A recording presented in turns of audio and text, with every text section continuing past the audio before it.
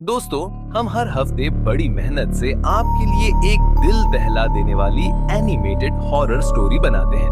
तो अगर आप हमारी यानी यूनिक हिंदी कहानियां टीवी चैनल की कहानियां एंजॉय कर रहे हैं तो हमारे चैनल को सब्सक्राइब कीजिए और हमारी लेटेस्ट वीडियोस की नोटिफिकेशन के लिए बेल आइकॉन दबाना मत भूलना।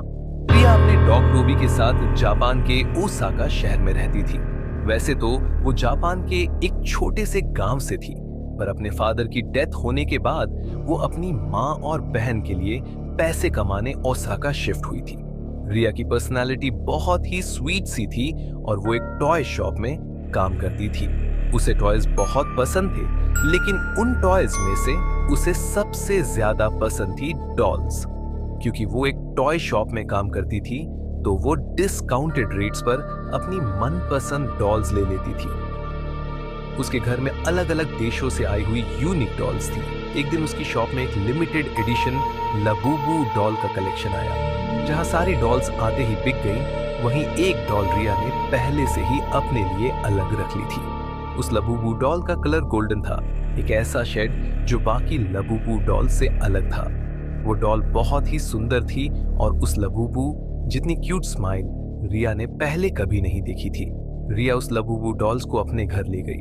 वो उस दिन बहुत खुश थी और बस उस डॉल को निहारती जा रही थी। उस डॉल की प्यारी सी नीली आंखें, लाल कलर का सुंदर सा फर, लंबे लंबे कान और प्यारी सी बड़े बड़े दांतों वाली स्माइल। रिया ने उस लबूबू को जोर से गले लगाया, उसकी ढेर सारी फोटो खींची और अपने डॉग टोबी को उसकी डॉल फैमिली के नए मेंबर से इंट्रोड्यूस कराया। और जहां टोबी बाकी डॉल्स को देखकर खुशी से अपनी पूंछ हिलाता और पूरे कमरे में इधर उधर भागता था, वहीं वो उस लबूबू डॉल को देखकर बहुत जोरों से भौंकने और गुर्राने लगा। रिया को यह बात थोड़ी अजीब लगी, पर उसने सोचा कि टोबी शायद डर रहा होगा, तो उसने डॉल को अपनी शेल्फ पर रखा और सोने चली गई। टोबी, जो हमेशा उसके पास सोता था, उस डॉल को घूरता रहा और कमरे से बाहर भाग गया। अगली सुबह ऑफिस जाने से पहले टोबी लबूबू को देखकर फिर जोर से भौंकने लगा। जैसे ही रिया घर से निकलने वाली थी, टोबी ने उसकी जीन्स पकड़ ली और उसे खींचकर शेल्फ के पास ले जाने लगा। रिया ने टोबी को डांटा, लेकिन वो सुन ही नहीं रहा था।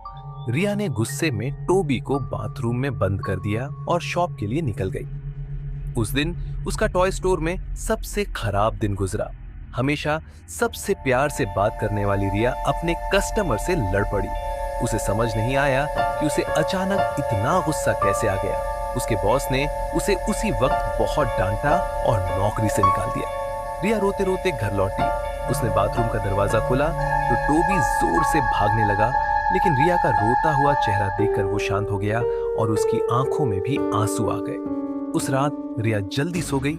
सोते हुए उसे किसी की अजीब सी हंसी सुनाई दी, एक ऐसी हंसी जो उसने पहले कभी नहीं सुनी थी। उसने देखा कि कमरे के कोने में कोई खड़ा हुआ उसे घूर रहा है।